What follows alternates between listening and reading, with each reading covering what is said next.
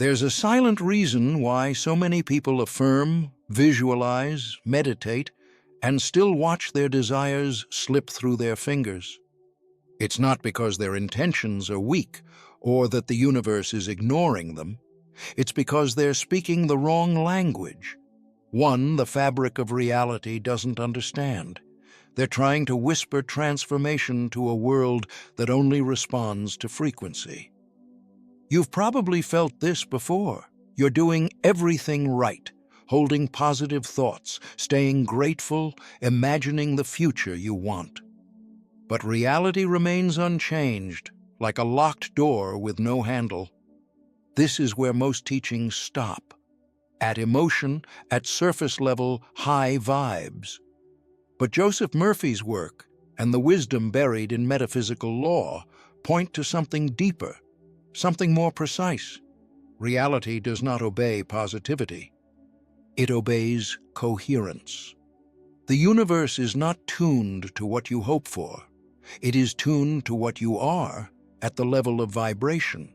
You cannot deceive it with words.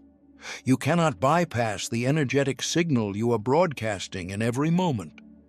Most people are trying to manifest with their minds, while their bodies and spirits are still echoing lack. The hidden frequency that truly alters reality is not built in a moment of joy. It is forged in the alignment of your entire system, mental, emotional, physical, and spiritual, all pointing to the same truth. This is already mine. That frequency doesn't ask, it declares, it doesn't wish, it radiates. And when it's strong enough, it bends the physical world around it effortlessly. This is why high vibration isn't enough. It fluctuates with mood, with weather, with news, with the shifting ground of daily life. But strong vibration, that deep-rooted, full-body certainty, is stable. It holds the signal no matter what the senses report. And when that frequency becomes your baseline, reality can't help but obey. Not later, instantly. High vibration feels good. It lifts you, clears your mind, gives you a glimpse of possibility. Gratitude, joy, love. These are elevated states that open the gates.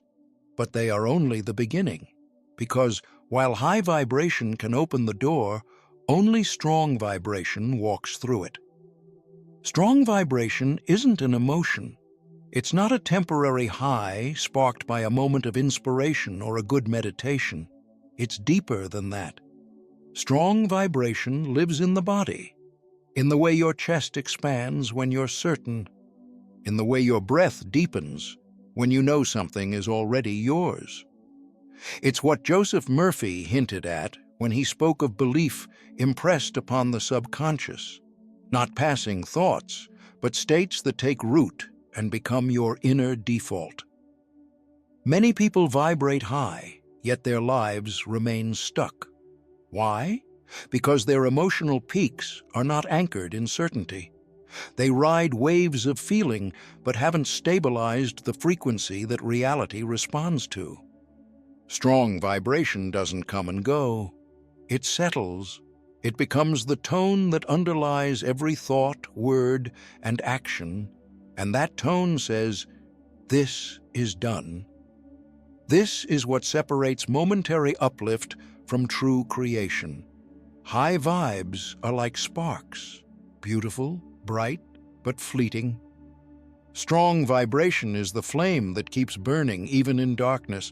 It doesn't rely on circumstances to stay lit. It is built from embodied knowing, what mystics and metaphysical teachers call sensory certainty. Sensory certainty means you feel the desired reality as real in your body before there's any evidence. Not just a visualization in your head, but a full sensory experience. Your nervous system, your breath, your posture, all responding as if it's already happened. When that happens, you're no longer seeking, you're transmitting. And that is when the field listens without hesitation. Beneath the visible world, beneath what you can touch, name, or even imagine, there exists an invisible structure, an energetic lattice that quietly holds the blueprint of your life. You don't see it, you don't hear it, but it is always there, reflecting back to you the signal you consistently emit. This lattice is not built from matter. It is built from frequency, and its only law is coherence. This is why emotions, no matter how elevated, can fall short, because emotions alone are unstable. They shift with circumstance. One moment you feel empowered, the next you're doubting.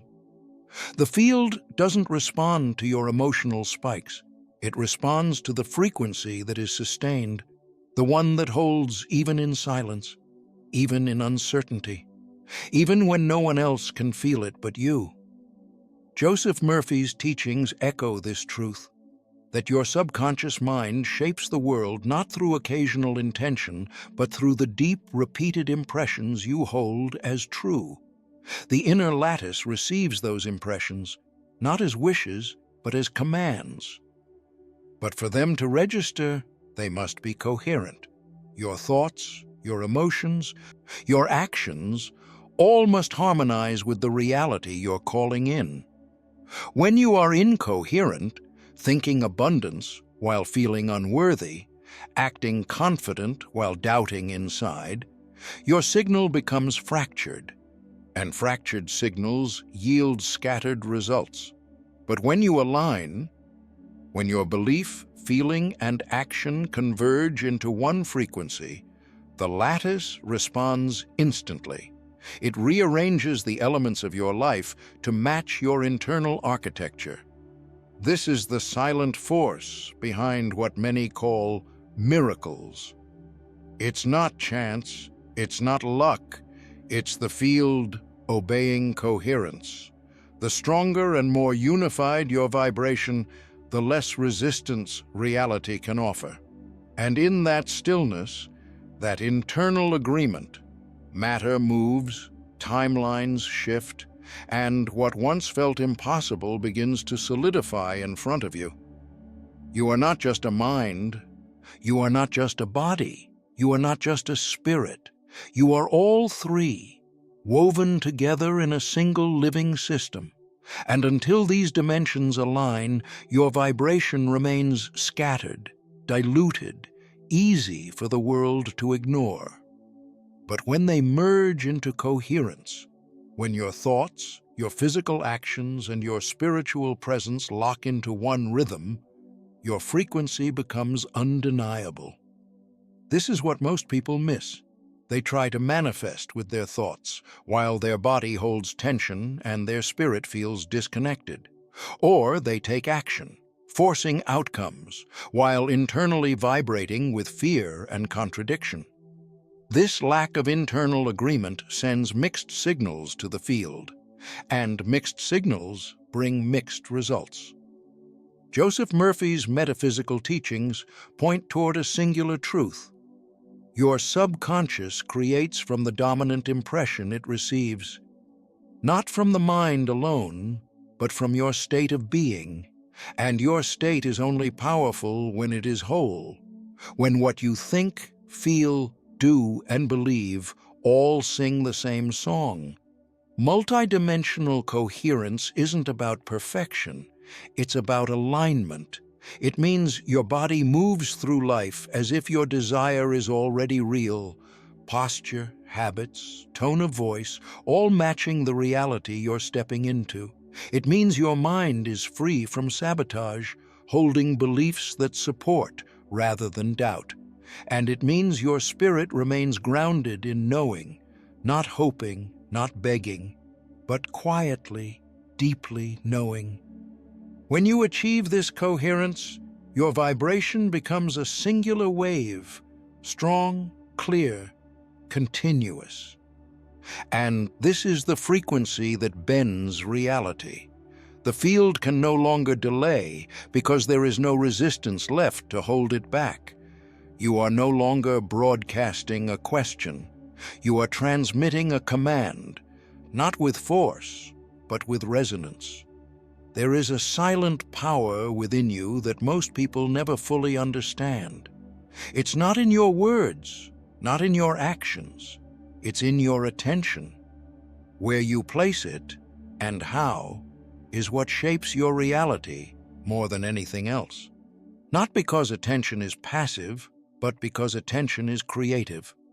This truth has echoed through ancient wisdom and modern science alike. In the metaphysical teachings of Joseph Murphy, we see how sustained focus impresses the subconscious and shapes outcomes. And in quantum physics, experiments reveal how the mere act of observation collapses potential into form. In both realms, one message is clear. What you consistently observe with feeling becomes real. But observation here doesn't mean simply looking at what is. It means seeing from the inside out. It means tuning your awareness to the version of reality you choose, not the one your senses report. When you observe lack, you feed it. When you observe possibility, you invite it. Not because you are ignoring facts, but because you are choosing which facts to energize. The field responds not to what you glance at, but to what you attune to. Your attention acts like a spotlight, illuminating one version of reality out of infinite possibilities. And the longer you hold your light there, with emotion, with stillness, with certainty, the faster that version crystallizes into form. This is why distractions are dangerous, why fear is magnetic. Whatever captures your attention begins to construct your world. If you look at your life through the lens of struggle, even unconsciously, that lens becomes architecture. But when you reclaim your attention, when you train it to rest on wholeness, abundance, alignment, you shift the entire blueprint of your existence. You are not a victim of circumstance, you are the architect, holding the blueprint pen through your attention. When it becomes intentional, consistent, and emotionally alive, the field has no choice but to respond in kind, because your focus doesn't just observe reality, it creates it. You don't attract what you want, you attract what you are. And the fastest way to become that version of yourself is not to think differently, it's to feel differently, not superficially, not temporarily, but deeply, in your breath, your posture, your rhythm. That's what it means to embody the point of view of your desired reality. This is not about pretending, it's not about lying to yourself. It's about choosing, deliberately, to live from the energy of the version of you who already has what you seek. To view the world through their eyes, to respond to life as they would respond, to walk, speak, rest, and decide with the same grounded certainty they carry. Joseph Murphy emphasized this idea through the principle of assumption, that the subconscious accepts what is felt to be true, not just said. And the body is the bridge. The body knows how to record a state. You've felt what Sunday afternoons feel like, what anticipation feels like, what peace feels like. These are not just emotions, they are frequencies your body remembers. When you choose to live from your desired identity, not hope for it, not chase it, but occupy it, the energy field around you shifts. You collapse potential into presence. You're no longer sending out signals of lack, delay, or waiting. You're broadcasting now. And the universe, which is vibrationally precise, begins reflecting that signal immediately. This is not performance, it's embodiment. You don't wait for external proof to give you permission to feel successful, abundant, or loved. You anchor those states first. You let your nervous system learn the texture of your desired life. And in doing so, you become the tuning fork that calls in a reality to match what you've already become. There is a version of you that isn't waiting, it isn't hoping, it isn't reaching. It simply is.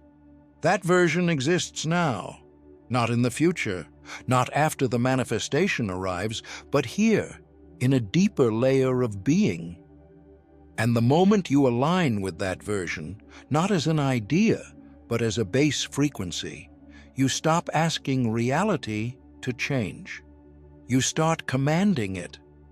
This is what energetic authority truly means. Not control, not force, but presence. A kind of inner gravity that bends reality around you. You are no longer responding to what is. You're emanating what will be, as if it already is. Not because you're escaping the moment, but because you're rooted so deeply in it that time dissolves and truth becomes immediate. Joseph Murphy's core message was never about chasing results.